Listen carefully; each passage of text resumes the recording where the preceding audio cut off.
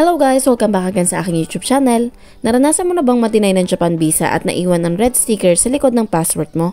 Nakakahiya, di ba? Nakakaba rin ng loob lalo na kung mag-a-apply ka ulit ng visa sa ibang bansa. Pero pwede ba itong tanggalin? Legal ba? Safe ba? Yan ang sasagutin natin sa video na ito. Kaya make sure na panoorin mo to hanggang dulo.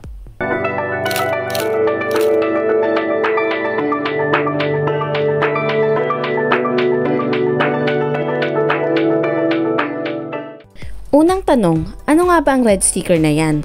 Kapag ikaw ay na-deny sa Japan visa application, minsan naglalagay ang embassy ng maliit na red sticker o marking sa likod ng passport mo.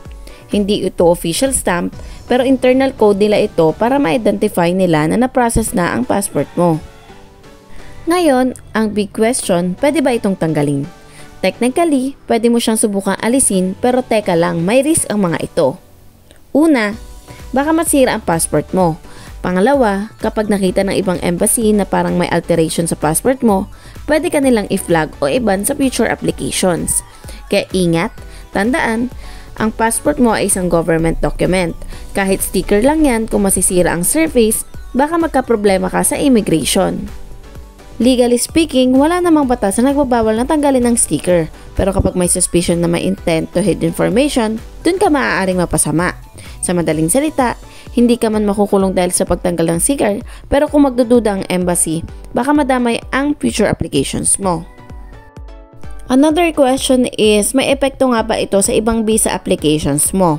Hindi ito official record, hindi rin ito database entry, pero kung napansin ito ng ibang embassy, they might ask questions. Ang tunay na may epekto ay kung na-deny ka dahil sa malang documents, fake info o overstaying, yun ang malala. Kaya mas importanteng alamin mo ang mga rason ng denial kaysa mag-alala ka sa sticker. Ano nga ba ang dapat mong gawin kapag na-deny ka? So ito ang mga tips para sa next application mo. Una, alamin mo ang reason ng denial. Usually, hindi naman nagsasabi ang Japan Embassy pero pwede mong i-review ang documents mo. Number 2, maghintay ka ng tamang panahon. Huwag agad-agad mag-re-apply, baka ma-flag ka ulit. At number 3, ayusin ang mga requirements. Proof of ties to the Philippines, bank statement, COA, or travel history. Number 4, gumamit ng trusted travel agency, yung may experience na at updated ang visa policies nila. So ayun na nga guys, yes, pwede tanggalin ang red sticker physically pero may risk. Hindi ito automatic na bawal pero dapat alam mo ang mga consequences. Ang pinaka-importante, alamin ang reason ng denial at maghanda sa next application mo. Lahat tayo ay may second chance. Kung gusto mo naman ng visa travel tips, mga ganitong real talks and experiences, don't forget to like, share, and subscribe para updated ka sa ating videos. Maraming salamat sa panonood at good luck sa next travel mo. Paalam!